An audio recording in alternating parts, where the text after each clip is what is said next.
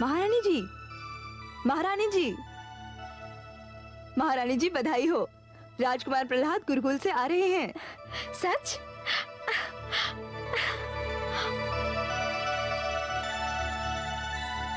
माते। पुत्र, कितने दिनों से तेरे आने की प्रतीक्षा में मैं एक एक घड़ी गिन रही थी। कैसा है तू पुत्र? मैं सकुशल हूँ माते। गुरुकुल के कठोर जीवन ने मेरे पुत्र को कितना कुम्हला दिया है। गुरुकुल का जीवन कठोर होता है माते, परंतु इस कठोरता में आनंद ही आनंद है। बस कुछ याद आता था तो तुम्हारे हाथ का भोजन। जब भी मैं भोजन करता था मेरे सामने तुम्हारा मुख आ जाता था। हाय मेरा पुत्र, अब मैं नित दिन तुझे अपने हाथों से भोजन कराऊंगी। पुत्र, तेरी देखभाल तो मैं स्वयं करूंगी। महारानी की जय हो। सभागार से महाराज का संदेश आया है। उन्हें राजकुमार के आने की सूचना मिल चुकी है। वे चाहते हैं कि कुमार से वे सभागार में ही मिले।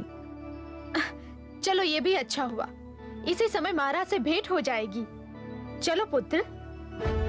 भगवान हिरण्यकशिपु की, भगवान हिरण्यकशिपु की, भगवान हिरण्यकशिपु की, भगवान हिरण्यकशिपु की, भगवान हिरण्यकशिपु की, भगवान हिरण्यकशिपु की, भगवान हिरण्यकशिपु की, भगवान हिरण्यकशिपु की, भगवान हिरण्यकशिपु की, भगवान हिरण्यकशिपु की।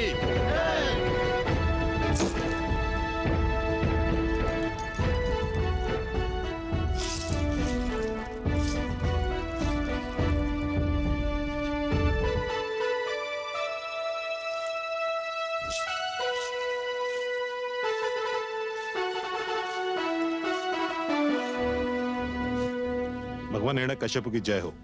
कौन है ये दुष्ट? भगवान, इन दुष्टों को हमने बार बार टोका, आपका आदेश सुनाया, चेतावनी भी दी, किंतु इन्होंने विष्णु की पूजा नहीं बंद की। पाप, महापाप। इन दुष्टों ने अपराध नहीं महापाप किया है। ले जाओ इन्हें और हमारी राजधानी के मुख्य मार्ग पर खड़ा करके जला दो, जलाकर राख कर दो इन्हें। जब इनके शरीर से अग्नि की लपटें निकलेंगी तभी इनको ज्ञात होगा कि भगवान कौन है, इनका वो विष्णु या फिर मैं हिरण्यकशिपु। हे असुरराज, तुम हमें जला सकते हो, किंतु हम भगवान विष्णु का नाम लेना नहीं छोड़ेंगे। नहीं छोड़ोगे? ले जाओ इन्हें। चलो।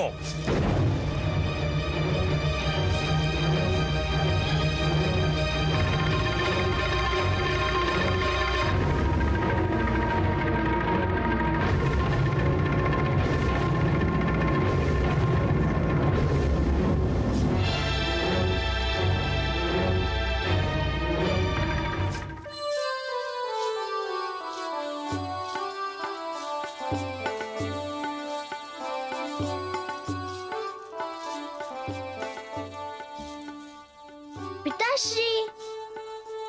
प्रहलाद,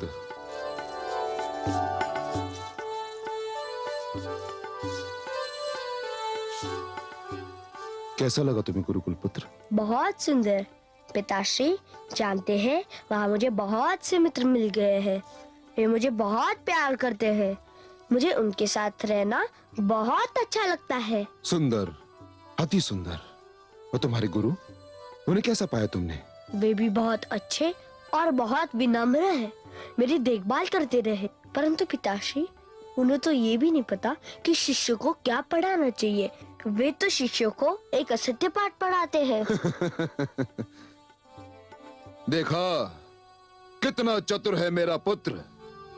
इतनी छोटी सी आयु में इसने ये भी जान लिया कि सत्य और असत्य में क्या अंतर है। धन्य हो पुत्र, तुम धन्य हो। किंतु पुत्र, तुमने ये कैसे जान लिया कि तुम्हारे गुरु तुम्हें असत्य पाठ पढ़ा रहे हैं? उन्हें तो ये भी ज्ञान नहीं कि ईश्वर कौन है। मैं कुछ समझा नहीं। वे मुझे गुरुकुल में बने मंदिर ले गए और आपकी मूर्ति दिखाकर कहने लगे कि ये ईश्वर है, इनकी पूजा करो। और तुमने क्या कहा? मैंने कहा कि ये मेरे पिताश्री की मूर्ति है, ये ईश्वर नहीं है, ईश्वर कोई और है।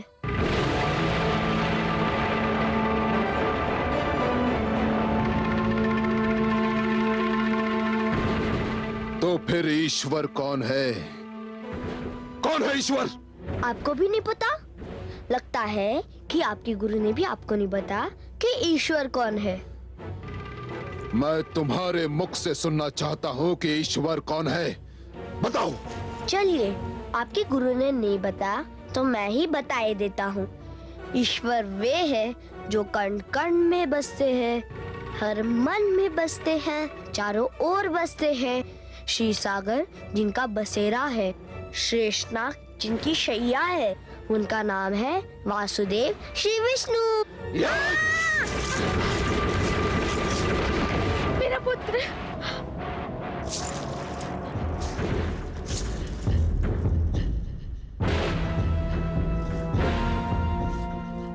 किसने दी इस बालक को ये विश्व भरी शिक्षा? कहाँ इसके मूर्ख और निकम्मे शिक्षक? कहाँ है वो? देखा कमल नयन, वही हुआ जिसका मुझे भय था। हिरण्यकशिपु ने पुत्र प्रहलाद पर अपने प्रकोप का द्वार खोल दिया है। अत्याचार आरंभ हो गया है। इतने प्यारे और कोमल बालक को निर्दयता से उठाकर फेंकते हुए उस दुष्ट को दया नहीं आई। हाँ महादेवी, कथा आरंभ हो गई है। ये वो कथा है जो हर युग में सत्य की पताका फहराने वालों को प्रेरणा देगी। पर आप घबराइए मत। जो पुष्प खिलने वाला होता है वो खिलकर ही रहता है। धूप उसे कुम्हला नहीं सकती महादेवी। जो प्रकाश फैलने वाला होता है वो फैलकर ही रहता है। अंधेरा उसकी राह नहीं रोक सकता। हिरण्यकशिपु ने प्रकोप का नहीं, अपने पतन का द्वार खोल दिया है। अब आप देखिए क्या होता है। हिरण्यकशिपु ने इस सत्य को पहली बार सुना है और उसका दंड यह है कि यही सत्य उसे बार बार सुनना होगा। मैंने गुरुदेव के कहने पर प्रहलाद की शिक्षा दीक्षा आप दोनों को सौंपी थी। मैंने सोचा था कि आप उसे वही शिक्षा देंगे जिसका गुरुदेव ने आदेश दिया था। मैंने सोचा था कि जब मेरा पुत्र गुरुकुल से लौटेगा तो वो सब कुछ सीख चुका होगा। क्या क्या सपने देखे थे मैंने, क्या क्या सपने देखे थे। मैंने सोचा था इस शिक्षा प्राप्त करके मेरा पुत्र मेरी परंपरा को आगे बढ़ाएगा, मेरा मान बढ़ाएगा, मेरे नाम को ऊंचा करेगा। परंतु आपने उसे सर्वथा उल्टी शिक्षा दी। उसे वो नाम बताया जिसे सुनकर मेरे कानों में विष खुल जाता है, मेरे तन मन में आग लग जाती है, और वो नाम है विष्णु विष्णु विष्णु। भगवान, बस मैं कुछ नहीं सुनना चाहता, कुछ नहीं। ले जाइए उसे और उसके मस्तिष्क में भरे कूड़े करकट को निकाल बाहर कीजिए और उस मूर्ख को बताइए ईश्वर कौन है। कौन है ईश्वर? मैं आप दोनों को अंतिम बार क्षमा कर रहा हूं, अंतिम बार समय दे रहा हूं। उस मूर्ख का भ्रम दूर कीजिए। यदि ना किया तो आप दोनों मेरे दंड से बच नहीं पाएंगे। इससे पहले कि मेरे संयम का बांध टूट जाए, चले जाइए यहां से, चले जाइए।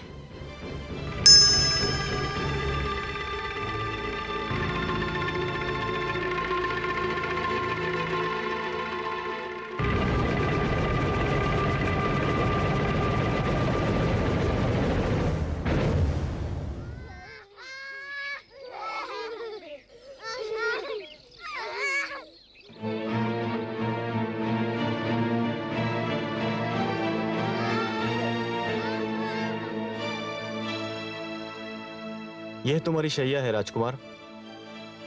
संध्या हो गई है, अब तुम विश्राम कर लो। हे गुरु, मुझे खेद है कि मेरे कारण आपका अपमान हुआ। अभी तो केवल अपमान हुआ है। यदि अब भी तुमने हमारी बात नहीं सुनी, असुर नीति का अध्ययन नहीं किया, तो अगली बार हमारा वध भी हो सकता है। जग की ये रीति है कि शिष्य गुरु को दक्षिणा देते हैं, परंतु तुम्हारे रूप में हमको एक ऐसा शिष्य मिला है जो दक्षिणा के बदले दंड दिलाने के लिए तत्पर है। शिष्य का धर्म है कि गुरु को सुख पहुंचाना, उनकी सेवा करना। जिस शिष्य के कारण उनके गुरुजन को कष्ट हो, दुख हो, उस शिष्य के जीवन को धिक्कार है। तो फिर हमें वचन दो, जो हम कहेंगे वही करोगे। मैं ये वचन तो नहीं दे सकता, परंतु मैं ये वचन अवश्य दे सकता हूँ कि मेरे कारण आपको कभी कोई कष्ट नहीं होगा। तुम्हारे मुख से कभी तो इतने मधुर बोल निकलते हैं कि मन प्रसन्न हो जाता है, और कभी ऐसे कटु वचन बोलते हो कि हमारे प्राण सूख जाते हैं। कटु वचन? मैं कभी कटु वचन नहीं बोलता। आप सत्य वचन को कटु वचन क्यों कहते हैं? हाँ हाँ वही, परंतु तुम्हारा सत्य हमारे विचारों से मेल नहीं खाता। वह इसलिए गुरुजन कि मेरी और आपकी विचारधारा में अंतर है। परंतु आप चिंता ना करें, मैं अपने विचारधारा का सारा उत्तरदायित्व तो अपने सिर ले लूंगा। आप पर कभी आँच नहीं आने दूंगा, यह मेरा वचन है। ठीक है, अभी विश्राम करो। भोर होने पर देखेंगे कि तुम हमको भगवान हिरण्यकश्यप के प्रकोप से कैसे बचाते हो। चलो भ्राताशंड।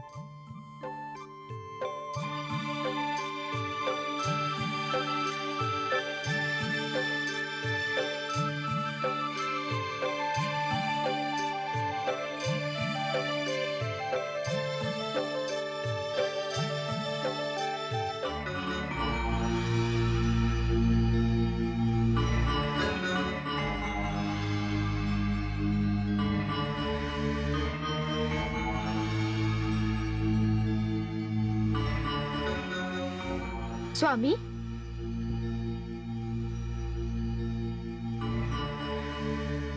आप अभी तक नहीं सोए? नींद नहीं आ रही है महारानी। तुम्हारे पुत्र ने मेरी आंखों की नींद छीन ली है। मेरा पुत्र?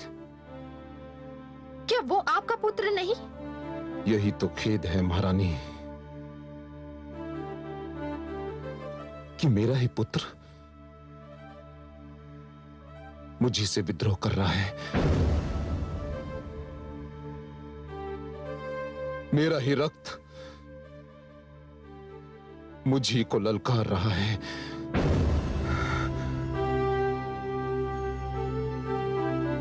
एक रात्रि वो थी जब वो यहां आने वाला था। उस रात्रि प्रसन्नता के कारण मुझे नींद नहीं आ रही थी, और एक रात्रि ये है जब उसकी बातों ने मेरे तन मन में आग लगा दी है। और आज मुझे क्रोध के कारण नींद नहीं आ रही है महारानी।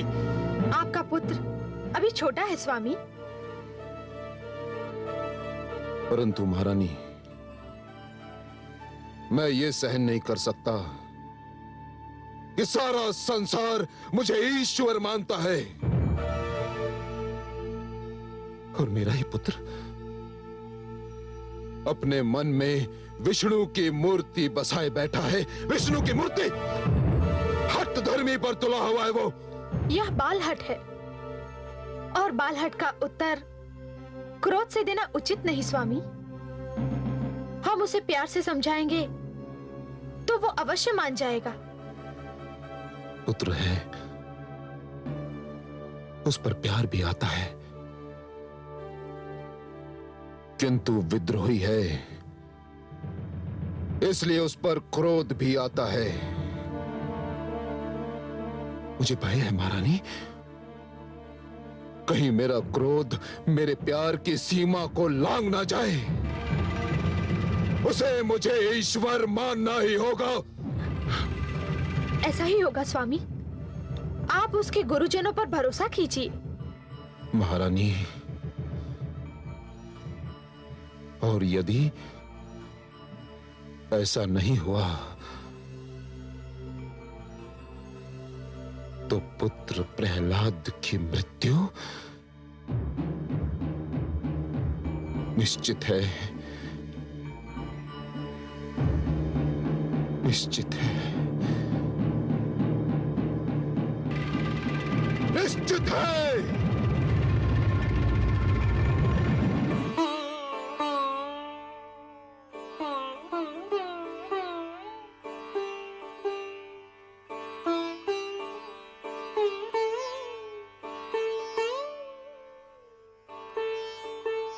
मित्र प्रहलाद, राजकुमार, क्या हो गया इन्हें?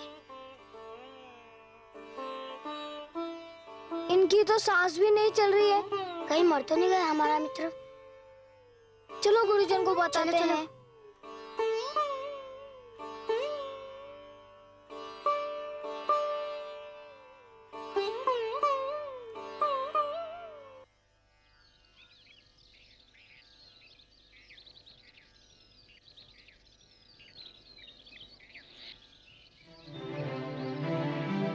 गुरुदेव, गुरुदेव शीघ्र चलिए, राजकुमार प्रहलाद को कुछ हो गया। क्या हो गया है? उनकी सांस नहीं चल रही है। हाँ गुरुदेव, लगता है वे मर गए। क्या कह रहे हो? यह तो अनर्थ हो जाएगा। चलो भ्राता, चलो चलो। प्रहलाद, शिष्य प्रहलाद, राजकुमार, राजकुमार की सांस नहीं चल रही है, नाड़ी भी नहीं चल रही है। हम तो मारे गए भ्राता षंड। ये किस संकट में डाल दिया राजकुमार ने? अगर भगवान हिरण्यकशिपु को सूचना मिल गई तो अनर्थ हो जाएगा भ्राता।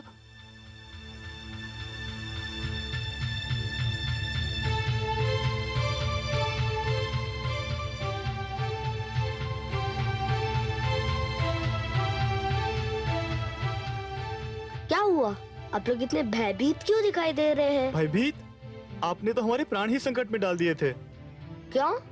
हम तो समझे थे कि आपको कुछ हो गया है। कुछ नहीं हुआ था मुझे। कुछ नहीं? परंतु यह सब क्या था? हे गुरुजन, आप लोग अकारण घबरा गए। कुछ नहीं हुआ था मुझे, मैं तो केवल योगाभ्यास कर रहा था। योगाभ्यास? हाँ, इसे शवासन कहते हैं। शवासन? हाँ, इसे योग मुद्रा भी कहते हैं। इसमें श्वास को भीतर ही खींचकर भीतर ही रोक लिया जाता है और प्राणों को शरीर के ब्रह्मांड में अर्थात मस्तिष्क में स्थिर कर दिया जाता है। इससे शरीर और मस्तिष्क दोनों को शक्ति मिलती है। हे कमल नयन, क्षण भर के लिए तो मैं भी स्तब्ध रह गई। मुझे अचरज हो रहा था कि पुत्र प्रहलाद की जीवन लीला इतनी शीघ्र कैसे समाप्त हो गई। महादेवी, पुत्र प्रहलाद की जीवन लीला अभी तो आरंभ ही नहीं हुई है, तो वो समाप्त कैसे होगी? प्रहलाद प्राणायाम का अभ्यास कर रहा था। प्राणायाम जो योग क्रिया का एक अंश है, श्वास पर नियंत्रण पाने का गुर है। और हे देवी, श्वास जीवन का दूसरा नाम है। जो श्वास पर नियंत्रण पा लेगा वो जीवन पर नियंत्रण पा लेगा। ये सब पुत्र प्रहलाद को देवर्षि ने सिखाया था। हाँ महादेवी, देवर्षि ये जानते हैं कि इस योग क्रिया का महत्व आने वाले युगों में जाकर ही जान पड़ेगा। आने वाले युगों में धरती पर जनसंख्या इतनी बढ़ जाएगी, इतने नित नए आविष्कार होंगे कि वातावरण दूषित हो जाएगा, प्राणवायु विषैली हो जाएगी और उस समय श्वास पर यह नियंत्रण मानव के लिए बहुत उपयोगी सिद्ध होगा। आप सत्य कह रहे हैं सर्वज्ञ। आने वाले युगों में योग क्रिया हर समुदाय, हर वर्ग के स्त्री पुरुषों के लिए स्वस्थ जीवन का आधार बन जाएगी। और प्रहलाद के लिए तो यह और भी आवश्यक है महादेवी, क्योंकि अब उसके जीवन में जो घटनाएं घटने वाली हैं, उनमें उसकी ये योग क्रिया ही उसका साथ देगी। प्राणायाम, श्वास पर यह नियंत्रण भू जल वायु हर स्थान पर काम आता है और उसने ये नियंत्रण क्रिया स्वयं देवर्षि से सीख ली है।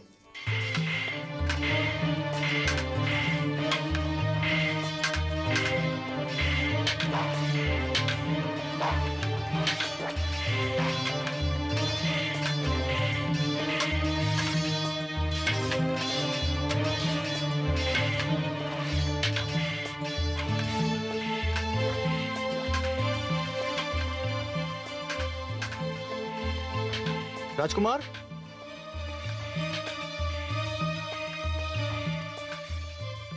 हे गुरुदेव, मैं आपसे कितनी बार विनती कर चुका हूँ कि आप मुझे शिष्य के घर बुलाया करें, राजकुमार नहीं। चलो यूं ही सही, परंतु तुम दूसरे असुर बालकों की भांति शस्त्र विद्या में रुचि क्यों नहीं लेते?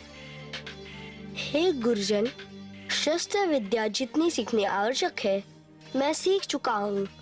शस्त्र विद्या के नाम पर ये बालक जो कुछ सीख रहे हैं वह मन को हिंसा की ओर खींचता है, और मुझे हिंसा में कोई रुचि नहीं। परंतु शिष्य जिनके हाथों में शस्त्र होते हैं वही तो वीर कहलाते हैं। शस्त्र उनके हाथों में होते हैं जिनके मन में भय का वास होता है।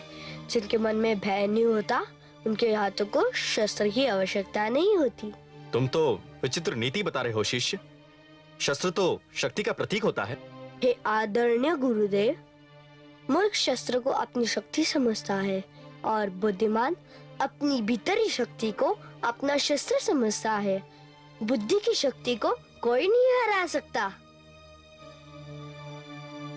हे गुरुजन, हमें मित्र प्रहलाद की बातों में बड़ा आनंद मिलता है। मित्र प्रहलाद, हमें भी कोई कथा सुनाओ। शस्त्रों के खेल में हमें भी आनंद नहीं आता।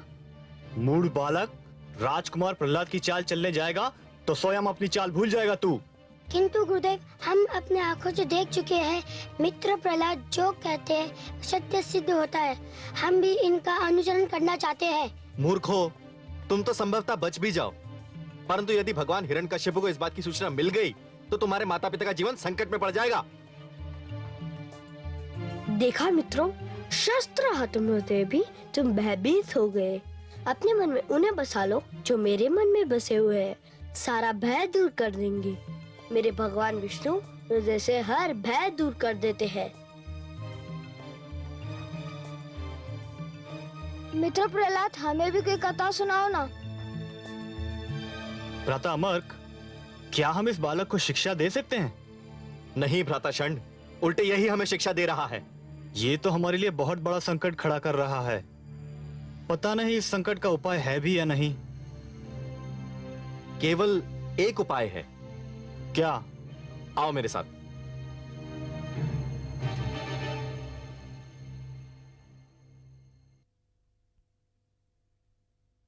महारानी की जय हो। गुरुकुल से गुरु षंड और गुरु अमर्क आए हैं और आपसे मिलना चाहते हैं। इस समय? इतनी रात्रि को? कहते हैं कोई बहुत आवश्यक कार्य है। ठीक है, भेज दो। जी महारानी।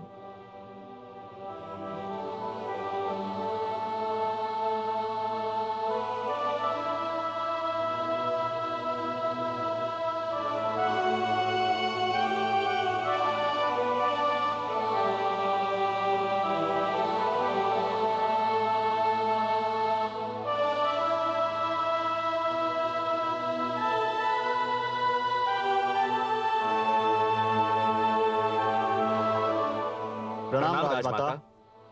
प्रणाम गुरुजन। सब कुशल तो है ना?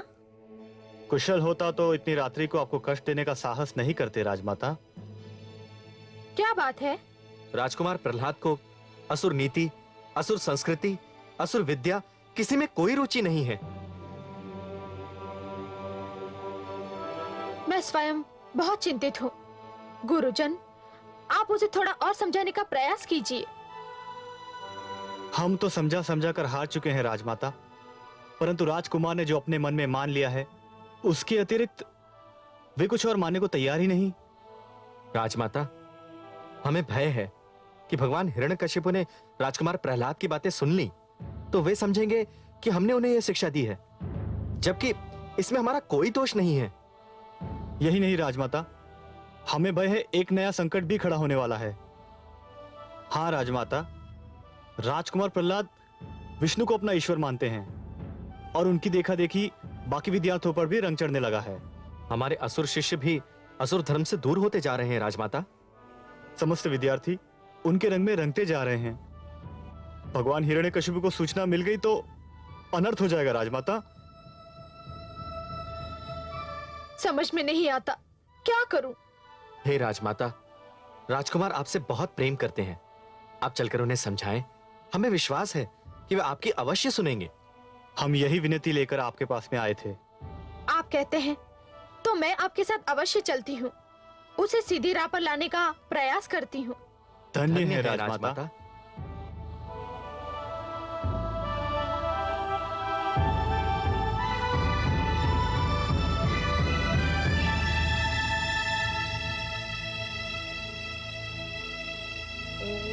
नमो भगवते वासुदेवाय। ओम नमो नारायण। नमो भगवते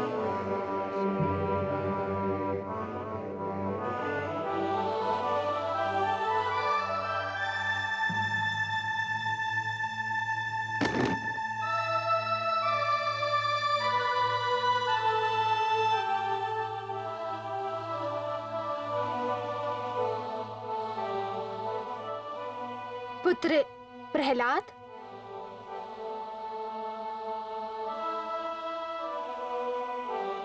माते,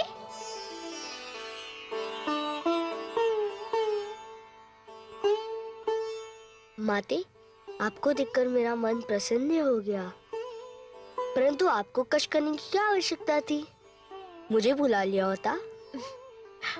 पुत्र, यदि आधी रात्रि को मुझको राजभवन छोड़कर तुम्हारी कुटिया तक आना पड़ा तो इसका अर्थ जानते हो पुत्र? नहीं माते। इसका अर्थ ये है कि मैं बहुत विचलित हूँ, दुखी हूँ पुत्र। विचलित? दुखी? पर किसके कारण? तुम्हारे कारण पुत्र। मेरे कारण? हाँ पुत्र, तुम्हारे कारण। तुम जिस प्रकार अपने विचारों को व्यक्त करते हो उसके कारण। परंतु माते, अपने विचारों को व्यक्त करना तो हर एक का अधिकार है। अवश्य है पुत्र, परंतु एक का अधिकार दूसरे के लिए हानि बनने लगे तो हर एक को सोचना चाहिए कि अधिकार का प्रयोग किस सीमा तक किया जाए। आइए माते, स्थान ग्रहण कीजिए। अब आप ही बताइए माते, मुझे क्या करना चाहिए? जानते हो पुत्र, तुम्हारे दोनों गुरु कितने चिंतित हैं? क्षमा करें माते, वे चिंतित नहीं, भयभीत है। भयभीत इसलिए कि वे जानते हैं कि वे हम सबको जो शिक्षा दे रहे हैं वह शिक्षा सत्य पे आधारित नहीं है। वे जानते हैं कि वे अपने विद्यार्थियों से जिन विचारों को मानने के लिए कह रहे हैं उन विचारों पर स्वयं उनको संदेह है। वे जिस बात पर विश्वास का प्रचार करते हैं उस पर स्वयं उन्हें विश्वास नहीं है।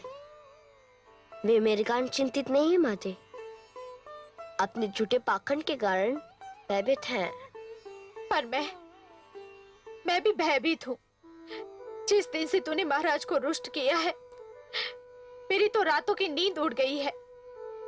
हर पल यही भय रहता है कि तेरा क्या होगा, और यदि तुझे कुछ हो गया तो मैं क्या करूंगी? भय को मन से निकाल दीजिए। जब आप नहीं जानती कि आपका क्या होगा, मैं भी नहीं जानता कि मेरा क्या होगा, तो फिर इसके लिए सोचना क्या? सब भगवान पर क्यों ना छोड़ दिया जाए? क्योंकि होगा तो वही जो ईश्वर चाहेगा। क्या होगा, क्या होने वाला है, ये भी केवल वही जानता है। फिर हम क्यों चिंता करें? जितनी सरलता से तू चिंता से मुक्त हो सकता है मैं कैसे हो सकती हूँ? मेरे लिए तो एक और मेरा पति है और दूसरी ओर मेरा पुत्र, और उन दोनों की चिंता में फंसी मैं, एक पत्नी, एक माता, जो न इस पार जा सकती है न उस पार। मैं क्या करूं? आप भी मेरे ईश्वर पर विश्वास कीजिए, सब कुछ उसी पर छोड़ दीजिए। भय या चिंता के स्थान पर मन में यह सत्य बसा लीजिए कि यश अपयश, जीवन मरण सब ईश्वर के हाथ में है। जिसके साथ वह है उसकी ना कोई चिंता है ना भय।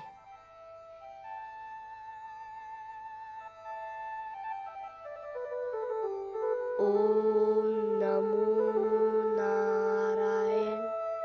ओम नमो भगवते वासुदेवा। ओम नमो भगवते वासुदेवाय। ओम नमो नारायण।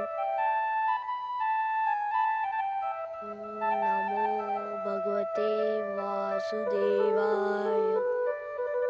ओम नमो नारायण।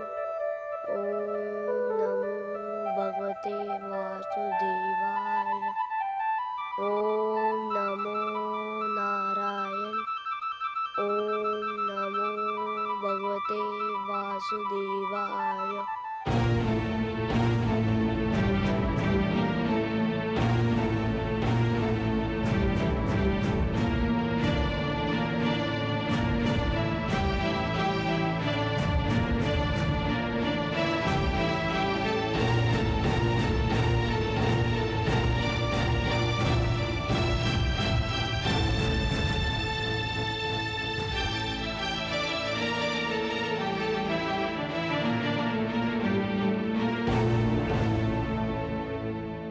भगवान हिरण्यकशिपु की शक्ति इतनी रात्रि को कहां से आ रही है?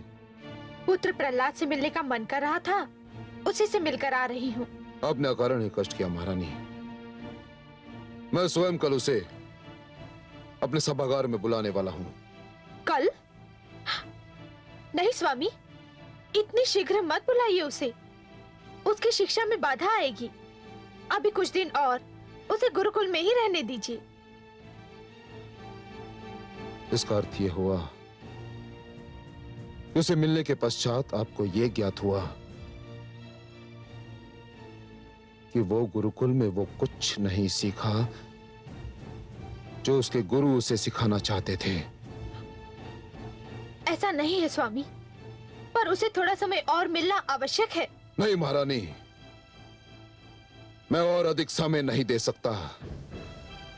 ये प्रश्न भगवान हिरण्यकशिपु के मान सम्मान का है। ये प्रश्न हमारे अभिमान का है। मैं कल ही सेनापति अश्वमित्र को भेजकर प्रहलाद को सभागार में बुलाने का आदेश देता हूं।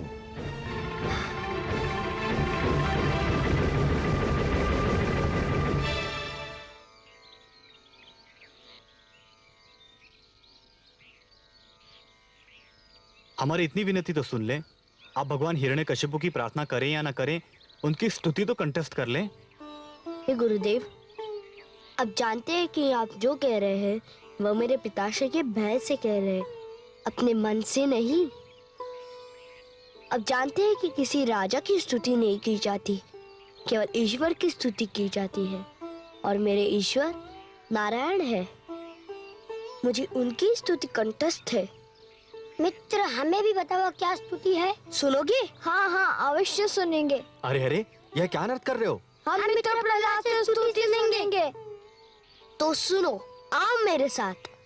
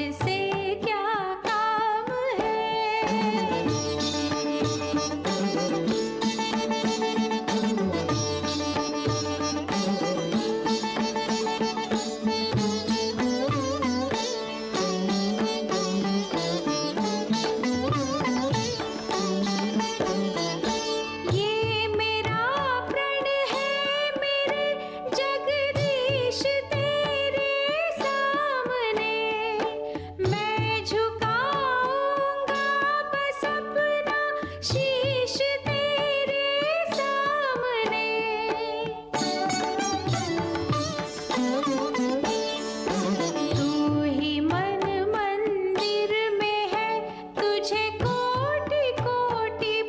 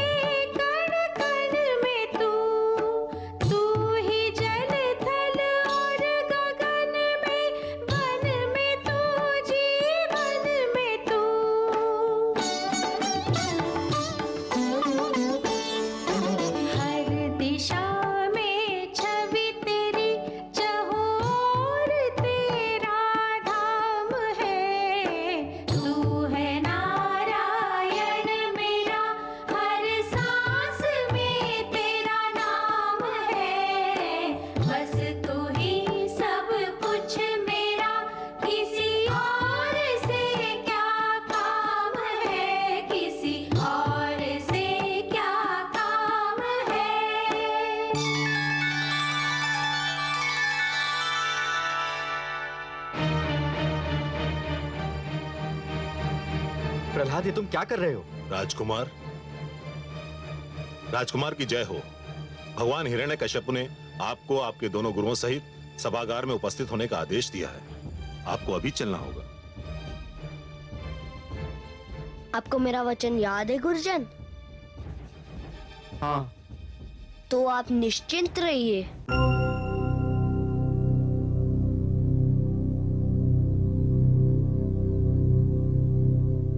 महारानी की जय हो। आपने बुलाया मुझे? हाँ चित्रा, राजकुमार प्रहलाद असुर सभागार में पधारने वाले हैं। तुम राजभवन के बाहर जाकर उनकी प्रतीक्षा करो और जैसे ही उनका रथ आए मेरा संदेशा दो कि सभागार जाने से पहले मुझसे एक बार अवश्य मिल लें। जो आ गया महारानी। देखना वह मुझसे मिले बिना सभागार न जाने पाए। महारानी के आदेश का पालन होगा।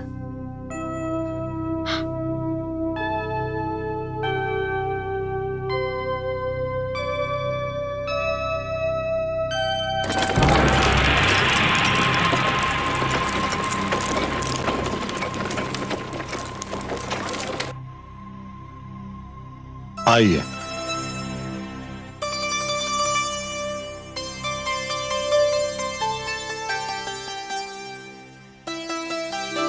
चलो सारथी। राजकुमार की जय हो। क्या बात है? राजमाता चाहती हैं कि भगवान के सभागार में जाने से पहले आप उनसे अवश्य मिल लें। गुरुजन, आप अतिथिशाला में विश्राम कीजिए। मैं माता जी से मिल के आता हूँ।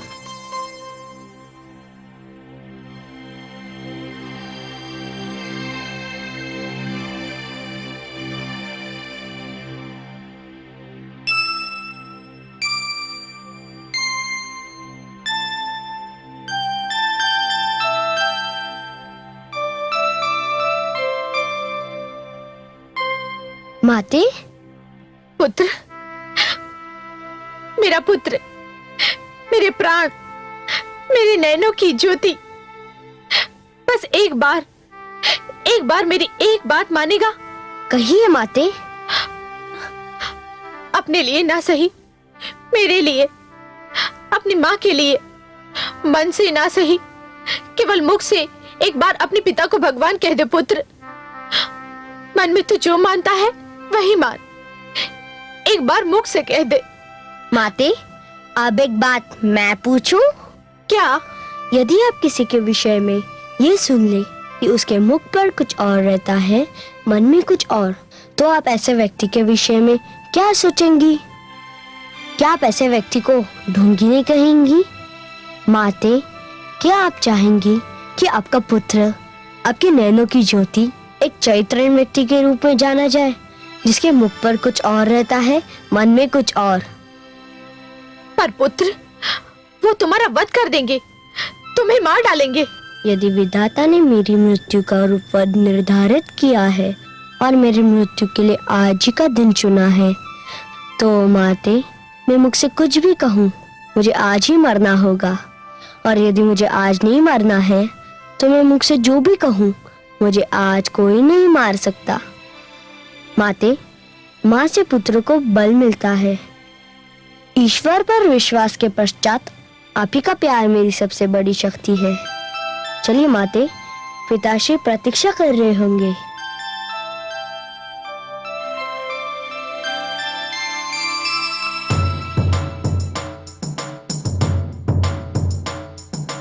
सर्वशक्तिमान भगवान हिरण्यकश्यप की जय हो। महारानी कायाधु और राजकुमार प्रहलाद उपस्थित हो रहे हैं।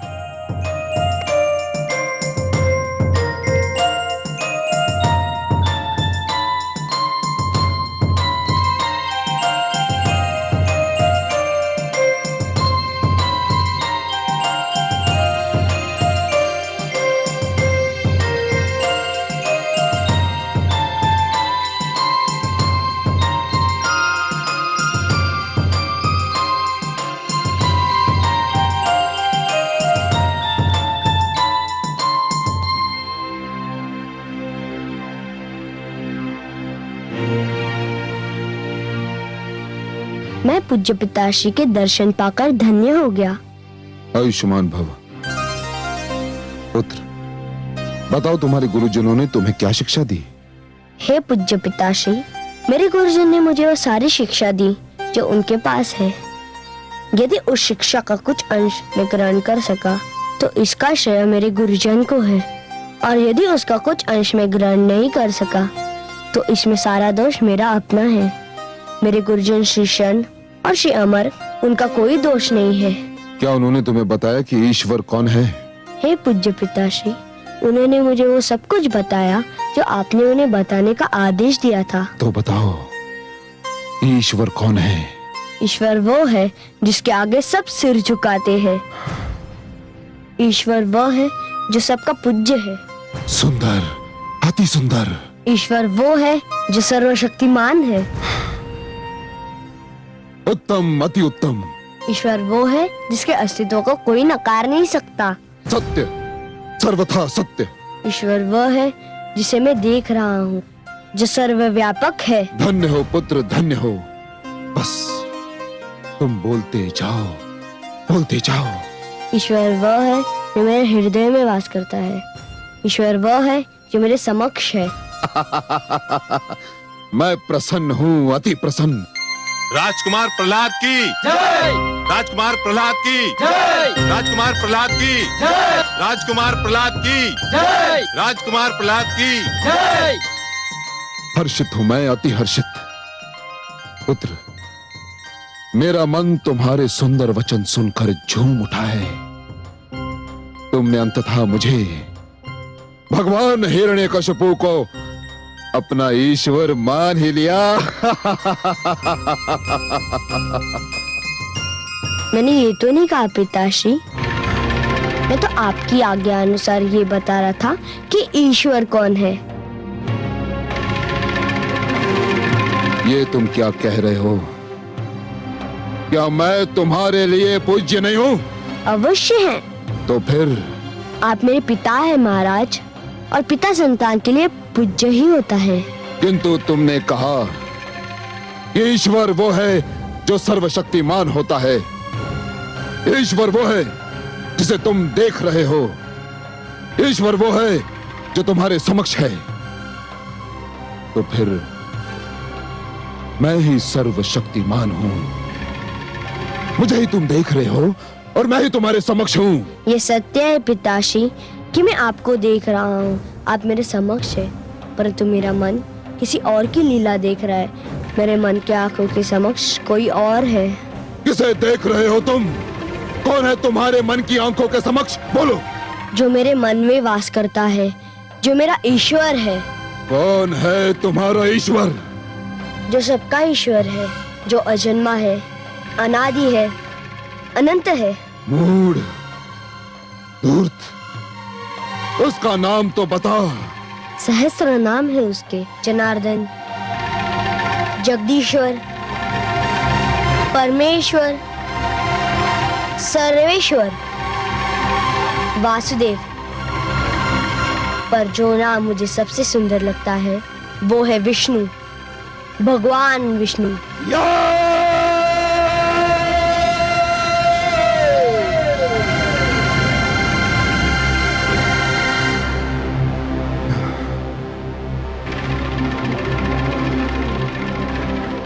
हे दुर्बुद्धि, दुर्मते, अभागे, किसने दिया तुझको ये उपदेश? किसने दिया? पिताश्री, हृदय में बसे हुए भगवान विष्णु तो जगत के उपदेशक है, परमात्मा है।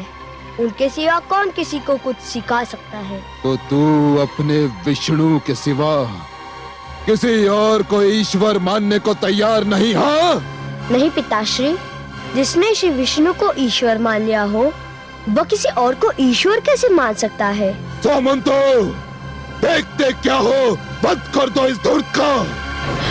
नहीं महाराज, दया कीजिए इस पर, दया कीजिए। जो विष्णु को भगवान मानता हो वो किसी भी दया के योग्य नहीं है। ठीक कहा स्वर भानु ने। सामंतो, मेरे इस मूढ़ पुत्र पर खड़क के ऐसे प्रहार करो किसके शरीर के टुकड़े टुकड़े हो जाएं। प्रहार करो इस पर। नहीं महाराज, आपका पुत्र है प्रहलाद, आप अपने पुत्र को क्षमा कर दीजिए। ये मेरा पुत्र है? नहीं, ये तो विष्णु का दूत है, मेरा बैरी है, राजद्रोही है। सामंतो, वध कर दो इसका। हे आसुर सामंतो, जो भगवान विष्णु मुझ में है वह तुम्हारे भीतर भी है और इन शस्त्रों में भी है। ओम नमो नारायण, ओम नमो भगवते। देखते क्या हो, वध कर दो इसका। क्या हुआ महादेवी? करुणा सागर, असुर सामंतों के इतने सारे खड्ग और बेचारे प्रहलाद का अकेला कोमल शरीर, कितना अत्याचार हो रहा है, देखा नहीं आपने? और प्रहलाद ने क्या कहा, सुना नहीं आपने? उसने तो कहा कि उन असुरों के भीतर भी मैं हूं। जब वो भयभीत नहीं है तो आप भयभीत क्यों हैं? तनिक इस अनुपम दृश्य को देखिए तो सही। ओम नमो नारायण, ओम नमो भगवते वासुदेवाय। प्रहार करो इस पे, प्रहार करो। ओम नमो भगवते वासुदेवाय। ओम नमो नारायण, ओम नमो भगवते वासुदेवाय। नहीं! ओम नमो नारायण, ओम नमो भगवते वासुदेवाय। ओम नमो नारायण, ओम नमो भगवते वासुदेवाय। क्या हो गया तुम्हारे शस्त्रों को? क्या इनकी धार पलट गई?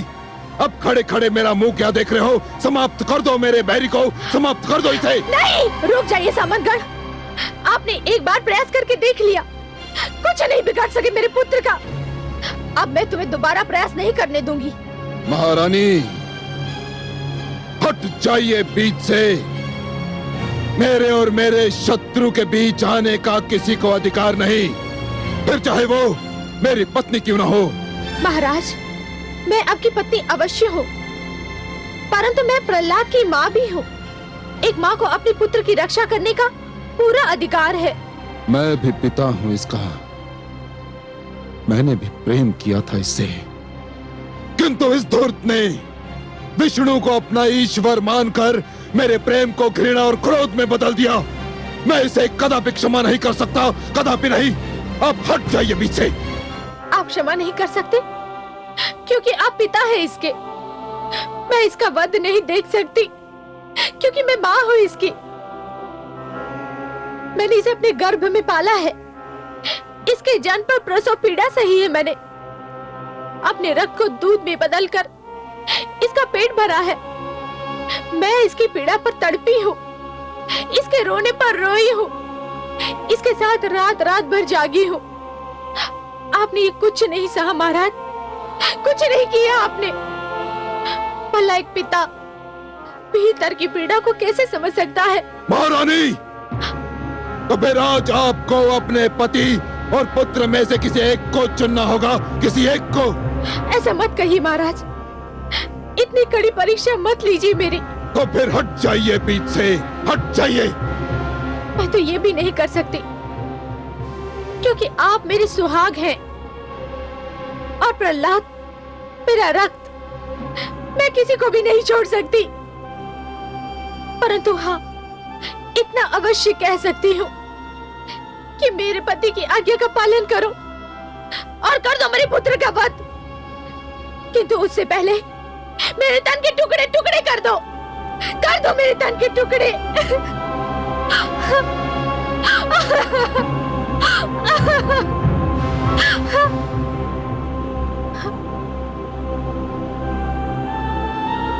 आप रुक क्यों गए? कर दीजिए मेरे पुत्र का वध, अपने भगवान की आज्ञा का पालन करिए।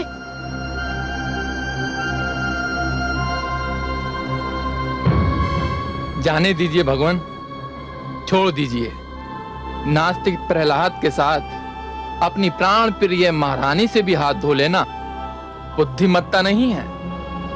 जीवन मृत्यु के प्रवेश के लिए अनेक द्वार रखता है। मृत्यु किसी भी द्वार से प्रवेश कर सकती है। अपनी सेवा का कुछ अवसर मुझ तुझ सेवक को भी दीजिए। इस समय प्रहलाद को छोड़ ही दीजिए। पर ये दुर्मति मेरे राज्य में नहीं रह सकता।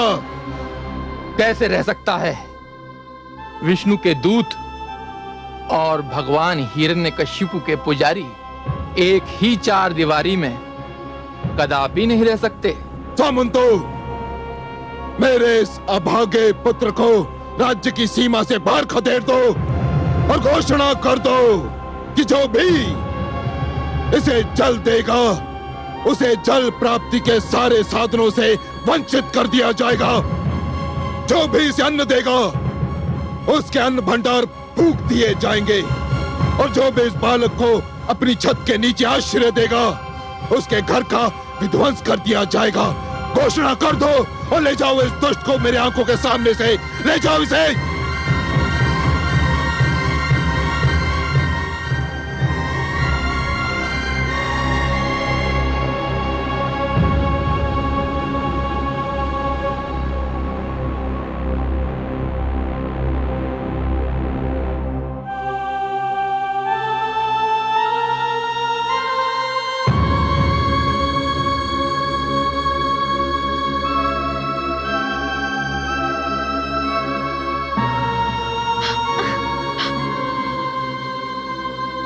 पुत्र, मेरा पुत्र।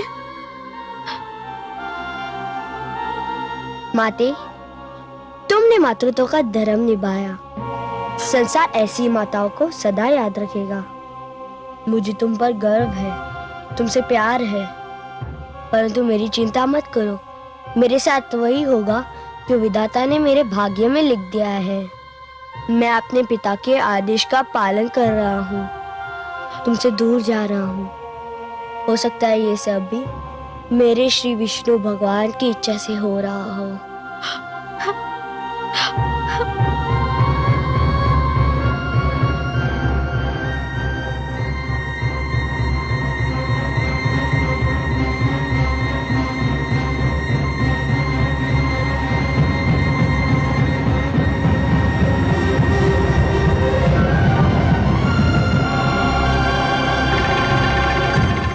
कमल नयन, पुत्र प्रहलाद को दुष्ट हिरण्यकशिपु ने अपने राजभवन से निकाल दिया है। अन्न, वस्त्र और आश्रय के सारे द्वार उसने बंद कर दिए हैं।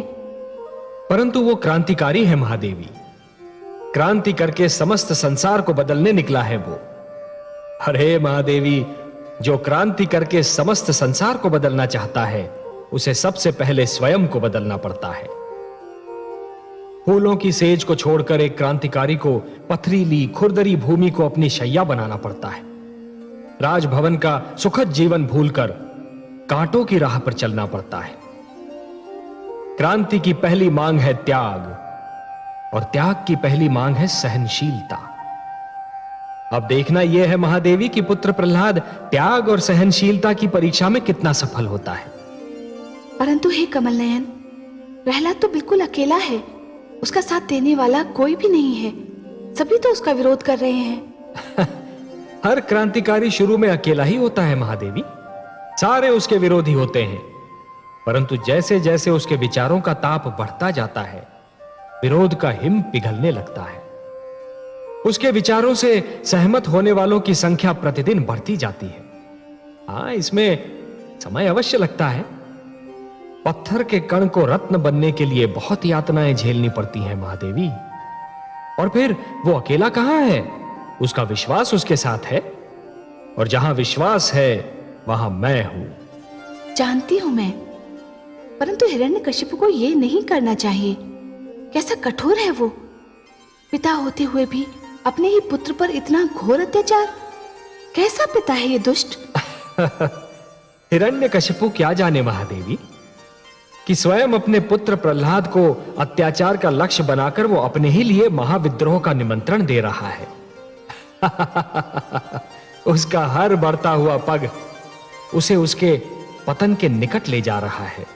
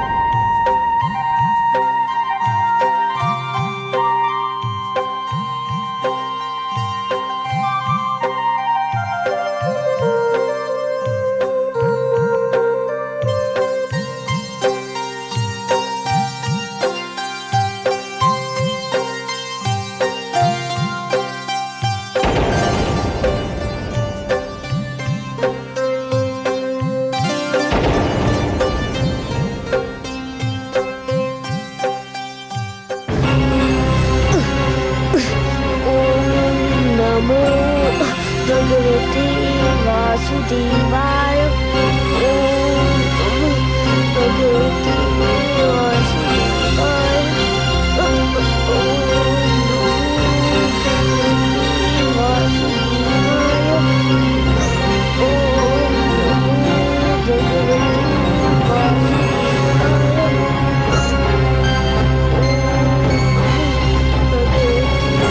वासुदेवाय।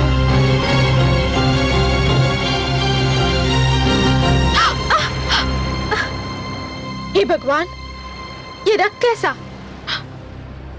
हो ना हो मेरा पुत्र किसी संकट में है। न जाने क्या बीत रही होगी उस पर। क्या हुआ महारानी? अरे ये रक्त कैसे निकल आया? आप तो विश्राम कर रही थी। पता नहीं, लगता है ये रक्त मेरे पुत्र की पीड़ा का संकेत दे रहा है।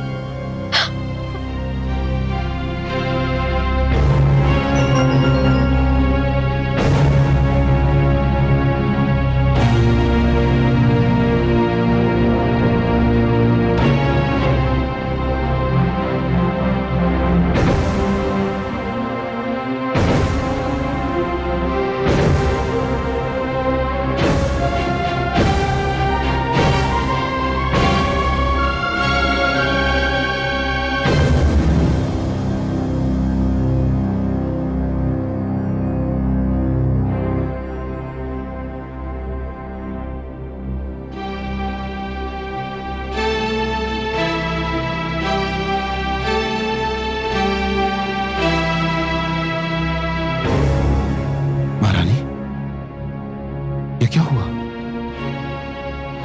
ये रक्त कैसा? आपको चोट कैसी लगी महारानी, बताइए। चोट मुझे नहीं लगी है स्वामी, लगता है हमारे पुत्र को चोट लगी है कहीं। पुत्र को चोट लगती है तो माता को पीड़ा होती है। नाम मत लीजिए उसका मेरे सामने, नाम मत लीजिए उसका मेरे सामने। वो मेरा पुत्र नहीं, वो मेरा बैरी है। मैं तो आपके पांव से बहते हुए रक्त को देखकर चिंतित हूं। मेरा रक्त आपको इतना चिंतित कर रहा है, पर पुत्र के शरीर से जो रक्त बह रहा होगा वह भी तो आपका रक्त है, आपका अपना रक्त। उसकी कोई चिंता नहीं है आपको? उसे क्षमा कर दीजिए स्वामी। नहीं महारानी, सब कुछ हो सकता है किंतु ये नहीं हो सकता। मैं अपने भाई के हत्यारे विष्णु और उसके भक्तों को कदापि क्षमा नहीं कर सकता, कदापि नहीं महारानी। हाँ, यदि वो अपनी भूल सुधार ले, विष्णु का नाम लेना छोड़ दे, मुझे ईश्वर मान ले, तो मेरी बाहें और मेरे मन के द्वार उसके लिए खुले हैं।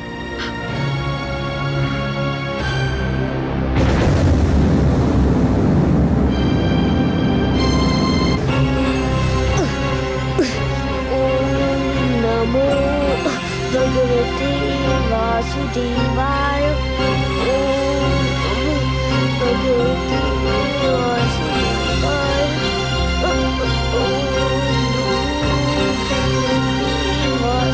नमो भगवते वासुदेवाय। ओम नमो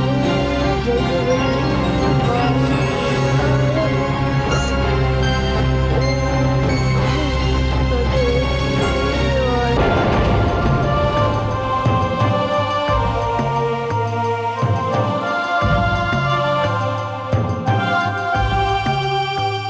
नारायण नारायण।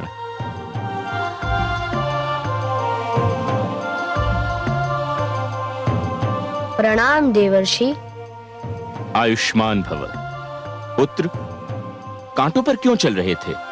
तुम अपना मार्ग बदल भी तो सकते थे। गुरु अपने ही पढ़ाए पाठ को भूल जाने को कह रहे हैं। हे देवर्षि, आप ही ने तो कहा था कि विश्वास का मार्ग कभी ना छोड़ना, वासुदेव को कभी ना भूलना। परंतु पुत्र, इन कांटों ने तो तुम्हारे पांव को लहूलुहान कर दिया है, तुम्हें पीड़ा हो रही होगी। शरीर नश्वर है देवर्षि, कांटा चुभेगा। तो पाँव से लहू अवश्य निकलेगा। शरीर को पीड़ा भी होगी, पर केवल शरीर को, आत्मा को नहीं। मेरी आत्मा को तो श्री विष्णु के महामंत्र ने अपनी सुरक्षा में ले लिया है। शरीर पीड़ा झेल रहा है, परंतु आत्मा आनंद विभोर हो रही है। पर अब तो मुझे कांटों के कारण जो पीड़ा हो रही थी, उसमें भी आनंद मिल रहा है।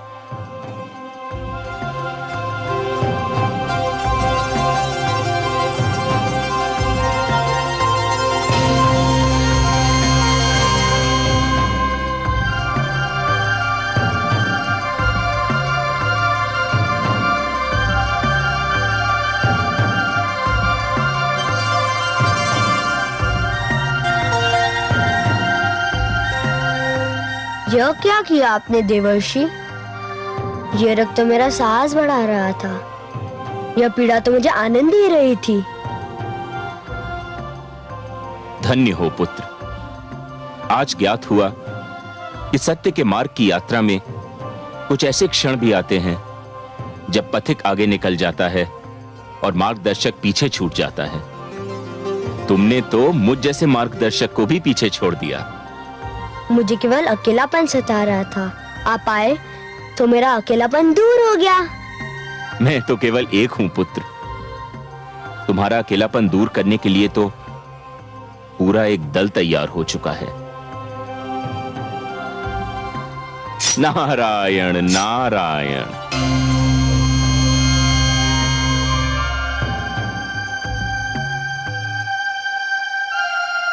ओम नमो नारायण।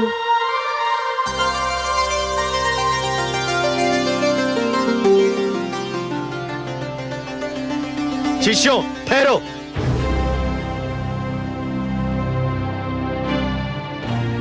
ये सबके सब तुम कहां भागे जा रहे हो? हम जा रहे हैं गुरुदेव। अरे वह तो हम भी देख रहे हैं, परंतु कहां जा रहे हो? अपने मित्र के पास। मित्र के पास? हाँ, हम राजकुमार प्रहलाद को खोजने जा रहे हैं। हम उन्हीं के साथ रहेंगे। अरे मूर्खों, सर्वनाश होगा तुम्हारा भी और हमारा भी। अगर भगवान हिरण्यकशिपु को इस बात की सूचना मिल गई तो तुम्हारा तो सत्यानाश होगा ही, हमारा जीवन भी संकट में पड़ जाएगा। प्रहलाद ने भगवान हिरण्यकशिपु को ईश्वर न मानने का अपराध किया है, इसलिए उसे दंड दिया गया है। तुम क्यों दंड को निमंत्रण देते हो? वह अपराध तो हमने भी किया है गुरुदेव। हमने भी श्री विष्णु को अपना ईश्वर माना है। ओम नमो भगवते वासुदेवाय। ओम नमो भगवते वासुदेवाय। अरे मूर्खों, सत्यानाश हो तुम्हारा, रुक जाओ। हे भगवान, रक्षा करो हमारी। भ्राता, अब तो गए हम भी और तुम भी। सदा की भांति इस बार भी आपका वचन सत्य सिद्ध हुआ। पुत्र प्रहलाद सचमुच अकेला नहीं है। असुर गुरुकुल के समस्त विद्यार्थी उसके विचारों से सहमत दिखाई दे रहे हैं।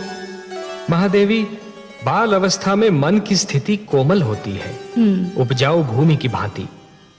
इस अवस्था में जो भी विचार मन की धरती में बो दिए जाएं, बहुत सरलता से जड़ पकड़ लेते हैं। उच्च विचार, उच्च आदर्श और जीवन के उच्च लक्ष्यों को बालकों के मन में बो देने के लिए बाल्यावस्था सबसे सुहानी ऋतु होती है। हाँ कमल नयन, मैंने स्वयं देखा है। पुत्र प्रहलाद ने असुर बालकों के मन में सुंदर विचारों के बीज डाले हैं और अब उनमें प्रेम की खेती लहलहा रही है। परंतु हे दया सिंधु, पुत्र प्रहलाद न जाने कब से भूखा प्यासा भटक रहा है। मुझे उसकी यह दशा देखकर बहुत दुख हो रहा है। कैसे होगा उसके पोषण का प्रबंध? हिरण्यकशिपु ने तो उस पर जीवन के सारे द्वार बंद कर दिए हैं। प्रकृति ने तो अपने द्वार बंद नहीं किए ना महादेवी।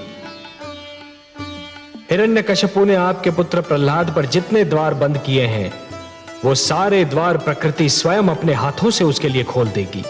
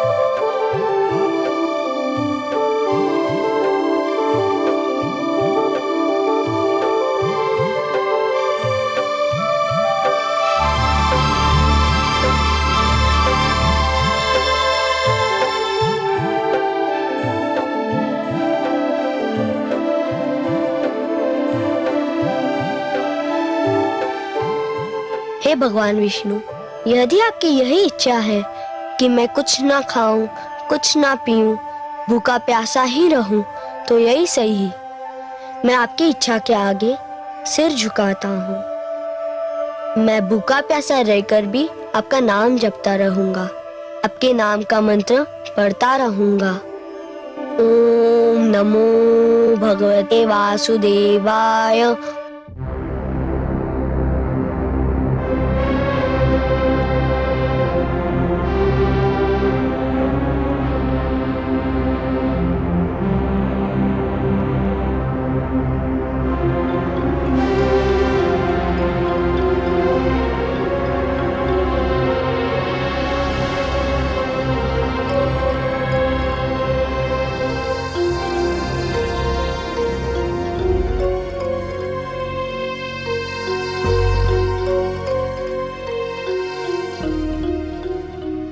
भगवान भोजन परोसा जा चुका है।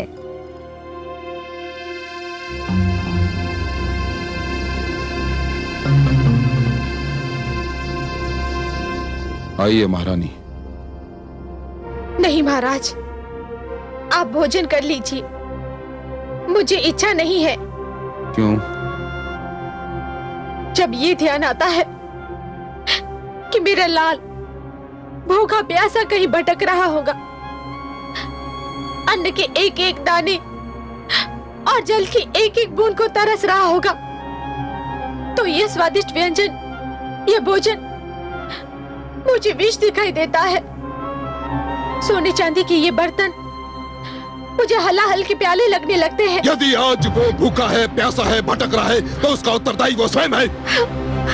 उसने अपने हाथों से अपने जीवन को नर्क बना लिया है, और यदि वो अपने हठ पर अड़ा रहा तो वो इस नर्क से निकल भी नहीं पाएगा महारानी, कभी नहीं। क्यों इतनी निर्दयता पे उतर आए हैं आप? नहीं महारानी, मैं निर्दयी नहीं हूं, नहीं हूं मैं निर्दयी। यदि आज वो अपनी हार मान ले और मुझे ईश्वर मानकर मेरे चरणों में अपना शीश नवा दे, तो मैं अपने हाथों से उसके पांव तले फूल बिछा दूं, अपने हाथों से उसे सोने का कौर खिलाऊं, अपने हाथों से थपक थपक कर अपनी गोद में सुलाऊं। हाँ महारानी, यह भगवान हिरण्यकशिपु का वचन है। चलिए भोजन ग्रहण कीजिए।